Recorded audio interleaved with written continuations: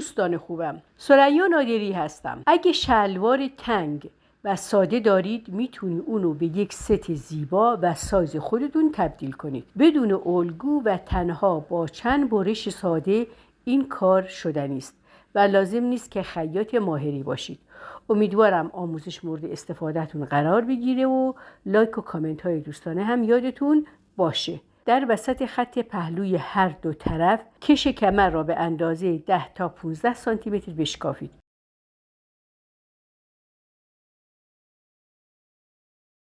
دوخت خط فاق جلو و پشت شلوار رو با دقت روی هم منطبق و سنجاق بزنید.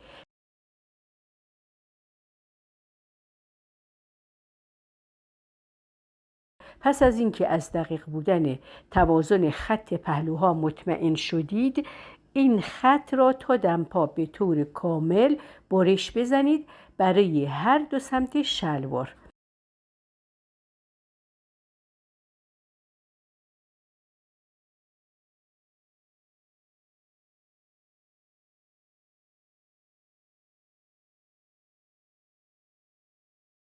برای تمیزی کار بهتره که محل برش خورده رو سردوز کنید.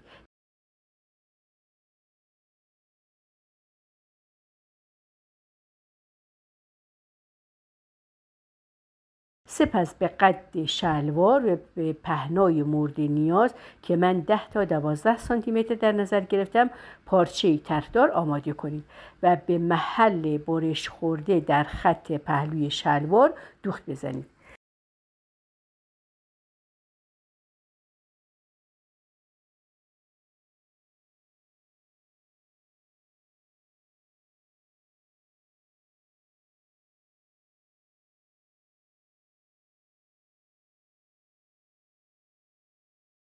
دوباره دوخت کمر را انجام بدین.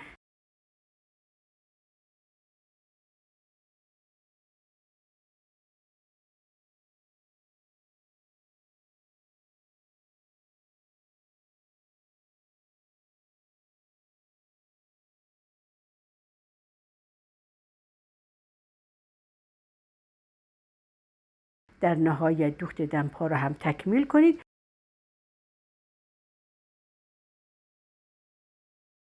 به همین سادگی شلوار آماده شد. برای تیشرت یا پیراهن ست این شلوار 2 قطعه پارچه مستطیل شکل لازم داریم به قد لباس و به پهنای 1 دوم دور باسن به اضافه 5 تا 6 سانتی متر. پارچه را دولا می کنیم. حلقه گردن پشت را به گودی 3 سانتی متر و به عرض 7 تا 8 سانتی متر برش می زنیم. سپس سرشانه را 3 سانتی متر شیب میدیم. 18 تا 20 سانتی متر برای حلقه آستین پایین میاییم و علامت میزنیم. در خط پهلو 2 سانت از عرض دولای باز پارچه داخل رفته و تا زیر حلقه آستین کمی هلال میکنیم. در خط وسط قسمت جلو روی دولای بسته پارچه برای حلقه گردن جلو 5 تا 6 سانتی متر پایین میایم و حلقه گردن جلو رو هم برش میزنیم. برای دور حلقه گردن نوار اریب آماده می کنیم به پهنای حدود 1.5 تا 2 سانتی متر. برای حلقه آستین هم به پهنای 5 سانتی متر پارچه دولا شده لازم داریم به طول دور حلقه آستین. هنگام دوخت ابتدا دوخت هر دو سرشانه را انجام دهید.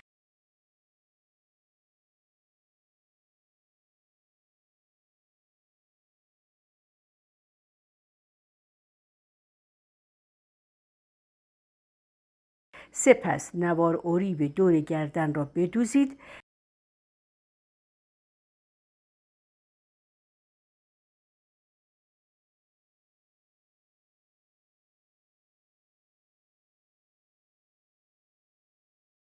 در دوخت دوم نوار اریب دور حلقه گردن نوار اریب باید حدود کمتر از 1 سانتی متر باقی بمونه.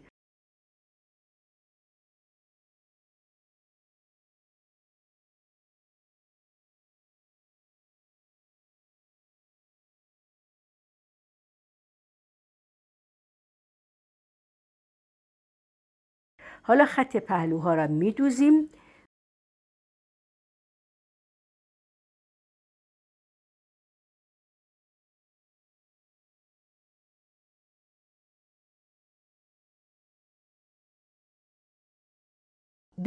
دور حلقه آستین رو هم با پارچه دولا شده‌ای که به عرض 5 سانتی متر داشتیم دور تا دور حلقه آستین رو هم بدوزید.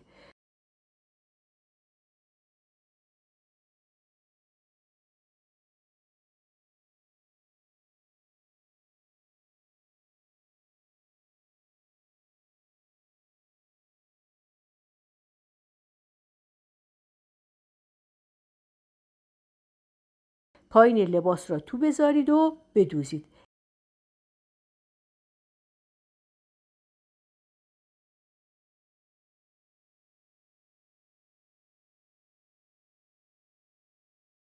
این هم ست کامل شده و زیبا. لطفاً لایک و کامنت هم یادتون باشه.